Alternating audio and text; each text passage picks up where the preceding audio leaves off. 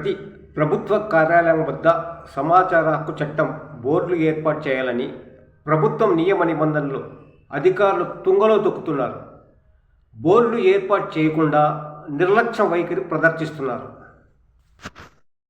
అలాగే సమాచార హక్కు చట్టం బోర్డులు గతంలో ఏర్పాటు చేసిన పిఐఓల పేర్లు, పిఐఓల ఫోన్ నెంబర్లతోనే సంవత్సరాలు గడిచినా అక్కడున్న బోర్డుల్లో ప్రస్తుతం ఉన్న అధికారి పిఐఓ పేరు కానీ ఫోన్ నెంబర్లు కానీ అందులో నమోదు చేయకుండా నిర్లక్ష్యం ప్రదర్శిస్తున్నారు. సహచట్టం అంటే కొన్ని ప్రభుత్వ శాఖల పిఐఓలకు సహచట్టం పట్ల ఏమాత్రం అవగాహన లేదు. సమాచారం కోరుతూ దరఖాస్తు చేసుకున్న దరఖాస్తుదారునికి 30 రోజుల లోపల సమాచారం ఇవ్వాలనే నిబంధనలను ఏమాత్రం పాటించడం లేదు.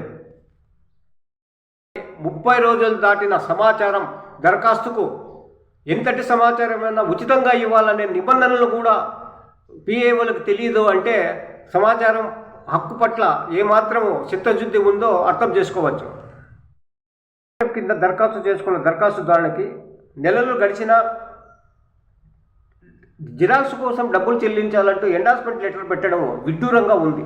నెల రోజుల లోపు సమాచారం కోసం డబ్బులు చెల్లించాలనే నిబంధనలు ఉన్నాయి, కానీ నెల తర్వాత ఉచితంగా ఇవ్వాలనే ప్రభుత్వ నిబంధనలు సహచట్టంలో ఉన్న చట్టాన్ని కూడా తెలుసుకోలేని స్థితిలో పిఐఓలు ఉన్నారంటే ఎంత దౌర్భాగ్యంగా ఉందో.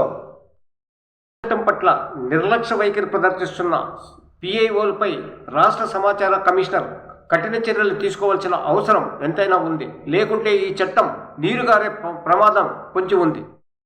అందరూ సమాచార హక్కు చట్టాన్ని ఉపయోగించుకొని మీకు కావలసిన సమాచారాన్ని అధికారుల నుంచి రాబట్టండి.